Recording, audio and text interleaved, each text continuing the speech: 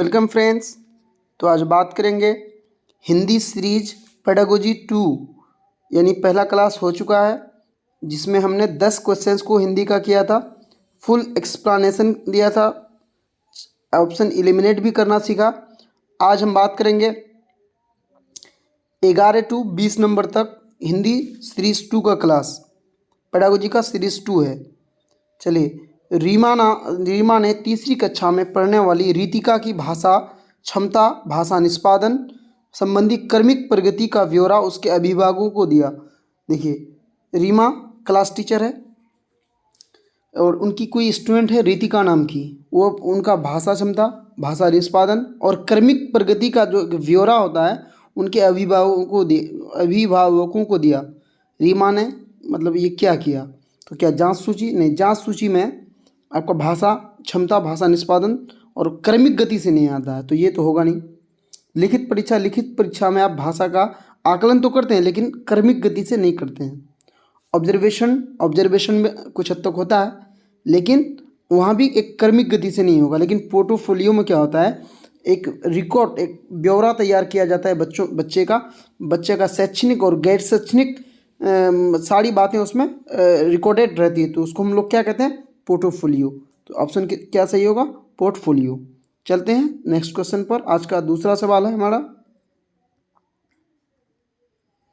पहली कक्षा में खाली जगह भी लिखना के अंतर्गत आता है। मतलब लिखना तो आता ही है, लिखने के अलावा भी कुछ और है जो लिखना के अंतर्गत आता है। अक्षर बनाना तो ये लिखना ही है। बच्चे अगर अक्षर बनाएंगे तो लिख ही रहे हैं। चित्र बनाना बच्चा अगर पहली कक्षा में है और चित्र बना रहा है तो वो भी लिखने के अंतर्गत आता है, यानी ऑप्शन 2 सही है। बाकी ऑप्शन को भी चेक कर लेंगे। वाक्य लिखना, जब बच्चा वाक्य लिख रहे होंगे तो ऑब्वियसली वो क्या करेंगे? अक्षर ही लिख रहे हैं। शब्द लिखना, ये भी वही है। शब्द लिखना, अक्षर लिखना, वाक्य लिखना, ये सारे क्या आता है? लिखना के अंतर्गत आता है। लेकिन जो चित्र बनाना है पहली कक्षा में वो भी लिखना के अंतर्गत आता है, इसलिए ऑप्शन 2 बिल्कुल राइट आंसर है। चलते हैं आज का तीसरा क्वेश्चन पर। दोस्तों, हमने ये सीरीज़ तैयार किया है आप लोगों के लिए।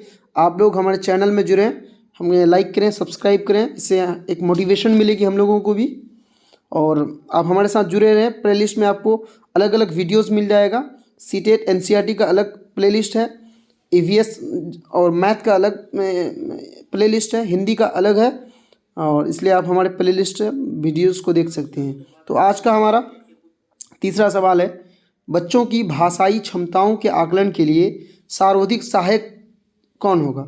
बच्चे जो है उनके भाषाई क्षमता का हमको आकलन करना है, तो इसमें सबसे महत्वपूर्ण क्या होगा?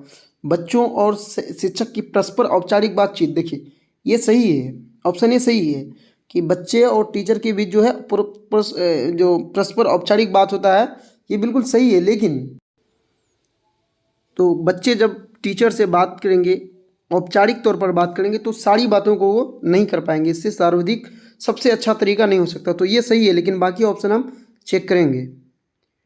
बच्चों का शिक्षक द्वारा प्रदत्त यानी असाइनमेंट जो होता है, उससे आप ये बच्चे का आकलन, भाषा का आकलन नहीं कर पाएंगे। बच्चों की परस्पर औपचारिक बातचीत, अनौपचारिक बातचीत, ये सबसे महत्वपूर्ण है।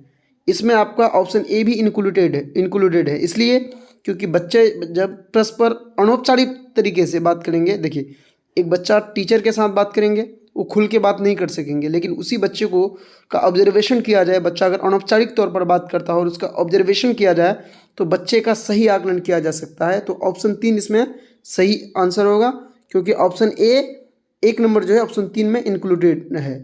तो चलेंगे नेक्स्ट क्वेश्चन पर।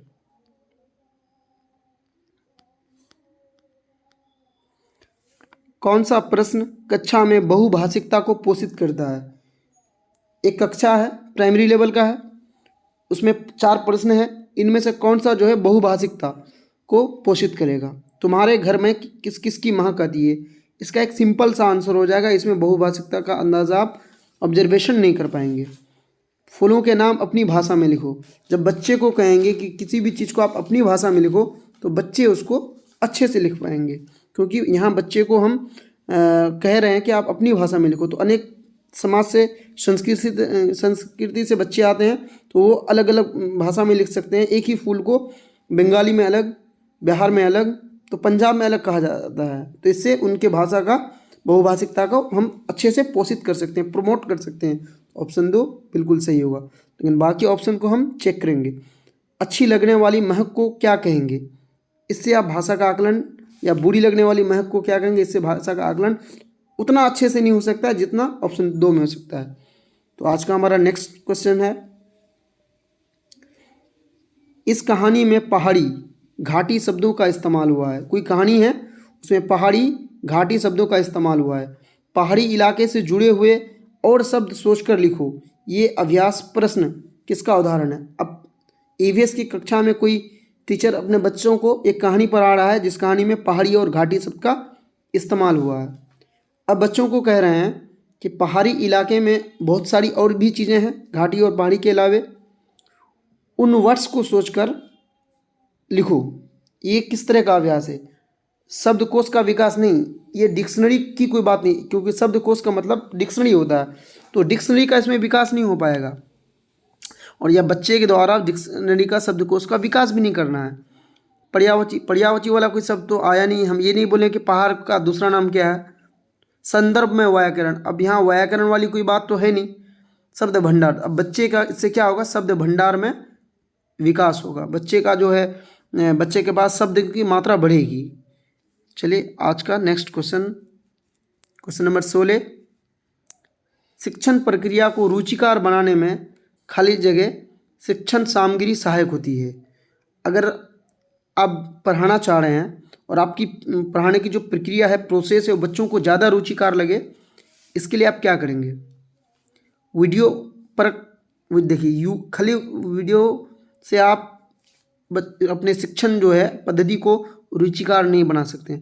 पत्र पत्रिकाएं, इससे भी उतना अच्छे से आपकी शिक्षण सामग्री रुचिकर नहीं होगी। ऑडियो वीडियो, ये कुछ हद तक सही है, लेकिन अगला ऑप्शन चेक करेंगे। वैविध्यपूर्ण मतलब अलग अलग तरीके से अलग अलग शिक्षण प्रक्रिया का उपयोग करेंगे। कभी वीडियो दिखाएंगे, कभी पत्र पत्रिकाएं दिखाएंगे, कभी ऑडियो दिखा देंगे, सुना देंगे। तो इससे क्या होगा, बच्चे की इंटरेस्ट बढ़ेगी।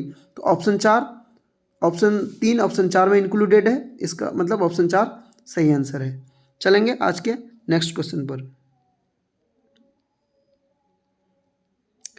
प्राथमिक स्तर पर भाषाई क्षमताओं का विकास खाली जगह है और साहित्य है।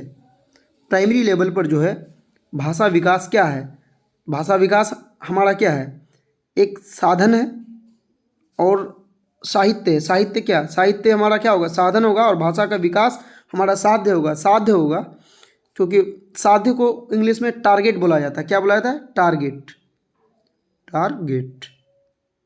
तो प्राइमरी लेवल पर जब हम बच्चों को भाषा सिखाएंगे तो एक हमारा टारगेट होना चाहिए।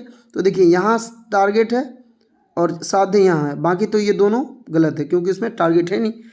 तो अब साहित्य हमारा क्या हो सकता है? उद्देश्य तो हमारा साहित्य होगा नहीं, साहित्य हमारा साधन होगा। इसका मतलब ऑप्शन 1 सही है। क्यों? क्योंकि प्राइमरी लेवल पर जब हम भाषा क्षमताओं का विकास करेंगे तो हमारा कोई टारगेट होगा और साधन हमारा कौन सा होगा? साहित्य। साहित्य हमारा साधन के रूप में होगा, इसलिए ऑप्शन 1 सही आंसर है। आज का हमारा नेक्स्ट सवाल है, प्राथमिक स्तर पर कौन सा भाषा शिक्षण का उद्देश्य नहीं है? प्राथमिक जो प्राइमरी लेवल होता है उसमें भाषा शिक्षण का उद्देश्य क्या नहीं है? 4 ऑप्शन है, इसमें से 3 उद्देश्य हैं और 1 नहीं है। देखिए ध्यान रखना है, इस तरह का क्वेश्चन में आपको क्या नहीं पूछा है, आपको नहीं को माइंड में रखना है। रचनाओं के माध्यम से विभिन्न विषयों से जुड़ना। अगर आप देखिए ये बिल्कुल पॉजिटिव है, क्योंकि आप अगर बच्चों को पढ़ा रहे हैं क्लास में, आप भाषा पढ़ा रहे हैं तो विभिन्न विषयों से इसको लिंक कर दीजिए, उसकी दैनिक जीवन से लिंक कर दीजिए। एनसीएफ 2005 भी यही कह रहा है। तो क्या करना है? तो ये पॉजिटिव है और यहाँ नहीं मांगा है, नेगेटिव ढूंढना है, तो ये तो होगा नहीं। भाषा संबंधी व्याकरण को पूर्णतः कंठस्थ कर लेना। देखिए कंठस्थ करना, ये वर्ड रट लेना, इस तरह का वर्ड जहाँ भी आएगा आपको बिना देखे आपको नेगेटिव, ऐसे वर्ड बिल्कुल नेगेटिव होते हैं, इसको टिक कर देना है, क्योंकि यहाँ नेगेटिव मांग रहा है और यहाँ नेगेटिव है, तो इसलिए ऑप्शन 2 सही होगा। अब ऑप्शन 3 में कह रहा है, अपने द्वारा कही गई बात की तार्किक पुष्टि करना, मतलब लॉजिकली अपने बात की पुष्टि करना, ये तो बिल्कुल पॉजिटिव है। बच्चे को अगर कहेंगे कि आप अपनी बात को लॉजिक लगा के इसकी पुष्टि कीजिए, तो ये तो पॉजिटिव है। बच्चे का सृजनशील एवं कल्पनाशील प्रयोग करना, बच्चे को क्रिएटिविटी बच्चे का देखना, तो ये बिल्कुल पॉजिटिव है। ऑप्शन कौन सा सही होगा? 2 नंबर। चलेंगे आज के नेक्स्ट क्वेश्चन पर। कक्षा में भाषा की डैश की प्रति डैश बनकर उसका उपयोग भाषा शिक्षण में करना चाहिए। देखिए, इस तरह का सवाल आपको सीटेट दिसंबर 2022 में भी बहुत ज़्यादा मिलने वाला है। 2 खाली जगह का सवाल मैक्सिमम रहेगा इस बार भी, हिंदी पेडागोजी में स्पेशल। तो आपको क्या करना है, पहले ऑप्शन जो है उसको पुट कर लेना है। तो कक्षा में भाषा की संवेदनशीलता के प्रति कठोर, हम क्या बोले थे आपको? कठोर, रट लेना, दंड देना, बच्चे को ये करना, हतोत्साहित करना, बच्चे को डराना, धमकाना, बच्चे के अंदर कंपटीशन की भावना पैदा करना, ये सब नेगेटिव वर्ड होता है। तो ये तो होगा नहीं पहला, क्योंकि उसमें कठोर है। अब दूसरा में देखेंगे, कक्षा में भाषा की एकरूपता नहीं, कक्षा में जो है भाषा को का एक रूप का इस्तेमाल नहीं करना है, उसका अनेक रूप का इस्तेमाल करना है, अनेक भाषाओं को उपयोग करना है। क्योंकि एनसीएफ और एनईपी 2020 कह रहा है कि आपके कक्षा में अगर 5 तरह की भाषा बोलने वाले बच्चे हैं तो आप इसको संसाधन के रूप में, रिसोर्स के रूप में देखिए। एकरूपता तो होगा नहीं, ये भी गलत है। ऑप्शन 3 पुट करेंगे, कक्षा में भाषा की विविधता, बिल्कुल सही है, के प्रति विद्वान बनकर, बच्चे तो विद्वान होते नहीं हैं, या हम खुद को विद्वान बनकर भाषा का जो शिक्षण करा नहीं सकते हैं, तो यहाँ विद्वान नेगेटिव है। देखिए, ऑप्शन को एलिमिनेट कैसे किया जाता है, इस चीज़ को फोकस कीजिए। अगर आपको किसी क्वेश्चंस का आंसर नहीं पता तो आप ऑप्शन एलिमिनेट करना सीखिए। ऑप्शन 4 पुट करेंगे अब, कक्षा में भाषा की विविधता, सही है, के प्रति सेंसिटिव, संवेदनशील बनकर उसका उपयोग भाषा शिक्षण में चाहिए, बिल्कुल सही आंसर है। क्योंकि कक्षा में भाषा की विविधता, कई तरह की भाषा का इस्तेमाल करेंगे और उनको हम सेंसिटिव बनकर उनका उपयोग करेंगे, तो ऑप्शन 4 सही आंसर है। आज का हमारा लास्ट क्वेश्चन है,